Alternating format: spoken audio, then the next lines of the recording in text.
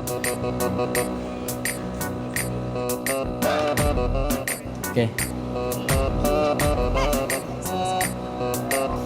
So, secara rasmi Encik Zarul Hafiz adalah kita punya ambassador untuk Hai. bulan Mei 2026 kempen Cheeky Fly. Alhamdulillah, excited sangat. Tak sabar. So korang nantikan konten-konten yang menarik yang Zarul akan buat dan konten-konten yang surprise untuk korang untuk bulan Mei ini. Alhamdulillah, Zarul bersyukur sangat sebab Zarul diberi peluang untuk menjadi duta kepada Muiz Hot Chicken pada bulan Mei ni. Sebab apa Zarul rasa excited sangat? Sebab brand Muiz ni dia lebih memfokuskan kepada kesedapan makanan tersebut.